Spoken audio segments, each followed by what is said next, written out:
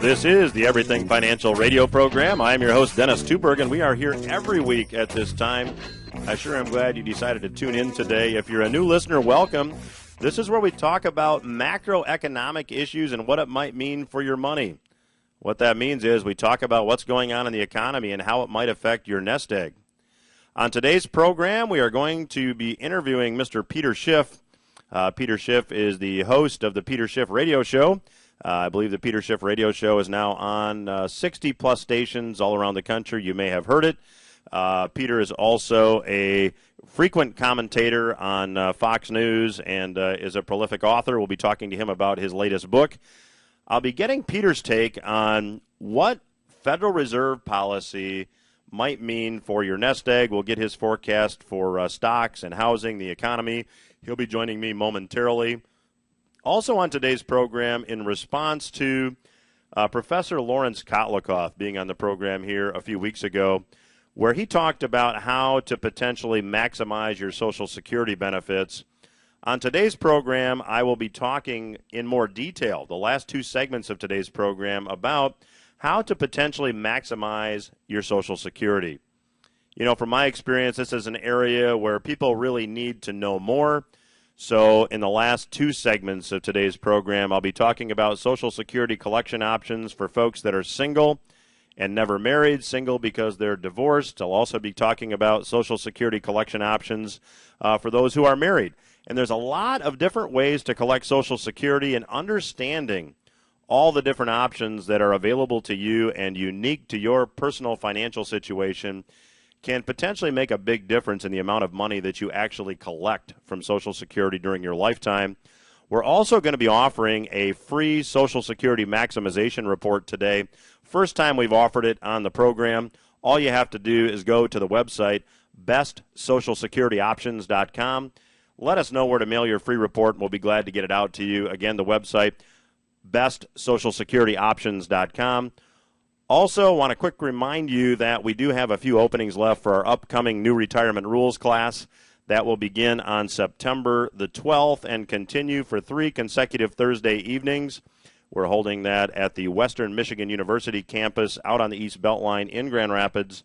There is more information available at newretirementrules.com.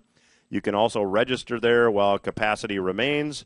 There is a cost for the class. It's $49 to cover all books and handouts that you'll receive over the 3 nights of the class. The website to get more information, again, newretirementrules.com. I'm pleased to have back on the program with me today author, economic commentator, Mr. Peter Schiff. And Peter, thanks for being on the program. Oh, thanks for having me on. Peter, there's a lot of talk among pundits as to exactly what the coming course of action will be as far as the Federal Reserve is concerned and the massive easing program that they've been engaging in. What's your opinion? Well, I think the Fed is going to continue down this course, unfortunately, for the economy.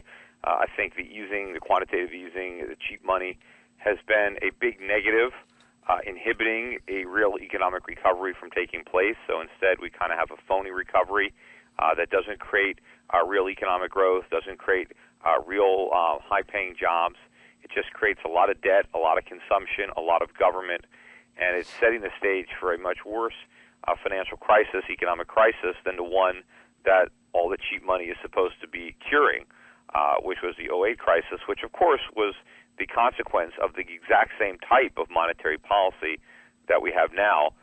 So the cure is exactly what caused the disease, only it's worse. So if you think about all the damage the Fed did to the economy, with the cheap money policies between 2001 and 2008, think about the housing bubble and the carnage of the financial crisis. All that was a consequence of the Fed. What the Fed is doing now is much, much worse than what the Fed did then. And therefore, I think we're going to have an even worse crisis in proportion to the size of this monetary stimulus. The bigger the boom, the bigger the bust. And it hasn't really felt like a boom because it hasn't had much of an effect. But there's a lot more QE in the system now that needs to be wrung out. Peter, if the Fed had not engaged in this massive easing program, what's your opinion as to the level of contraction the economy might have experienced? It would have been larger in the early years. So clearly 2008 and 2009 would have been much worse. But, I think by now things would be better. Things would be improving. Instead, things are actually getting worse right now. In fact, if you look at all the statistics, real incomes have fallen much faster during the recovery than they did during the recession. So most Americans are having a tougher time with the recovery than they did with the recession, because I don't think the recovery is real. I think it's being hidden behind inflation, and so the government can pretend that the economy is getting bigger, but all that's happening is the cost of living is going up, and we're having to borrow money to sustain ourselves. But the pile of debt keeps mounting, so the bills are going to come due, and when interest rates finally go up, the party's over. That's why I don't think the Fed is going to taper. I think that they're going to talk about tapering because they have to pretend that there's some kind of exit strategy, even though they really backed away from any exit. Tapering is simply reducing the amount of QE, not reversing it. So it's still expansion. But even that, I think, is too much for our economy to bear. We're totally addicted to QE, that if we get any less of what we're accustomed to, that'll be enough to send us back into recession. So I think we're going to keep getting QE until we can't do it anymore, because we have a currency crisis, we have a bond crisis, and then the party's over. But I don't think the Fed is going to do anything to precipitate the party being over. It's going to spike the punch bowl as long as it can, and until it can't be done anymore. So, Peter, you mentioned a couple of outcomes, neither of which are very good. One, we have a currency crisis. Two, we see interest rates spike. What's your take on the end game as to how this plays out, and how will our listener be affected? Well, the end game is a disaster. I mean, it's the piper has to be paid, and it's going to be a substantial reduction in the standard of living of average Americans who are already seeing their standard of living decline. So the decline is going to gather a lot of momentum.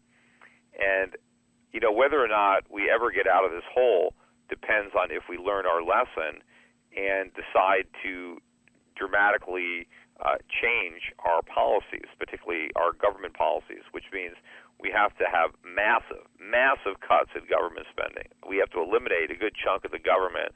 A lot of the agencies and departments need to be abolished. A lot of government workers need to be let go. Then we have to have big reforms to entitlements. I mean, not just tinkering with them, but really ending this whole entitlement culture and trying to find a way out of this problem. We've got to have massive reductions in government regulations across the economy that are stifling innovation and job creation and economic growth. And we need to really reform our tax code. I mean, we need to move away from taxing income and savings and investment, and instead try to raise revenue based on consumption taxes. Of course, I want to raise less revenue than we do now, quite a bit less, but I want to do it in the least economically destructive manner possible, and that would be through consumption taxes. Now, if we could do all that, it won't take that long, and we can have a vibrant, booming economy again. But if we don't do that, we're just going to be a massive third world economy with tremendous unemployment and poverty, on a level probably never experienced, in the United States. Peter, you talk about a consumption tax as a viable alternative to raise revenue. In your view, what would that look like? Well, I think ideally it would just be a national sales tax. I think that's the simplest. States already have sales taxes, just about every state. I mean, not all of them, but most states have a sales tax. And so the mechanism for collecting the tax is already there. So it's very transparent because you know exactly what it is. When you go to the store and you buy something and the sales tax is 7%, you see it. You pay $1, then you pay 7 cents. Your total is $1.07. So I'd like to see the federal tax added on the same way. And so, and the other way though is a value-added tax, a European-style VAT, which would be built into the price. So it's not as transparent, which is why I don't like it as much, because I want the people to know exactly what they're paying so they can get angry about it if they're paying too much. The politicians like to keep it a secret. But a VAT, even though it's not as transparent, I think is infinitely better than what we got now, which is a combination of a sales tax and a payroll tax. I'd like to get rid of, an income tax and a payroll tax, and I'd like to get rid of both of those taxes and then replace them with, either a VAT or a sales tax. But what I don't want is to add a VAT tax or a sales tax on top of the existing taxes, because then we get the worst of both worlds, right? So we have to choose which form of taxation we want, not just add more taxes onto the taxes we've got. So, Peter, those transparent taxation certainly makes a lot of sense to me. What are the odds that something like this actually happens when you have a system in Washington that's just so entrenched in its ways? Well, pretty slim that it happens. And, a lot of people, too, will think, well, that's just going to benefit the rich if you go to a national sales tax, which, no, it doesn't. It actually, the rich don't spend all their money. They save a lot of their money. And the idea that, this is going to exempt the money they save from taxation is wrong, because it only exempts that money from taxation as long as they're saving it. The minute they go to spend it, then they have to pay the tax, and that's when the rich enjoy their wealth, is when they spend it. When they're saving and investing, that's when they're using their wealth to grow the economy. So the benefits of savings and investment don't flow to the saver. They flow to everybody else. They flow to the economy, to the consumer, to the worker. It's not until the wealthy person starts to spend the money he saved that it benefits himself. But, of course, that's when he pays the taxes. And, there are a lot of people who have earned a lot of money and have paid huge income taxes on that money. Now when we switch over to a sales tax, they're going to be taxed again because they've already paid the tax on the money they earned. So wealthy people, are going to there's a big hit here right off the bat. But I think, and it would certainly affect me. I've got a lot of savings that I already paid huge 50% taxes on, so and now if they taxed me again when I spent it, I'd really get clobbered. But I think for long term, it'd be much better for the country to make that transition. Well, we are chatting today with Mr. Peter Schiff, and we will continue our conversation with him in the next segment when Everything Financial Radio returns. Stay with us.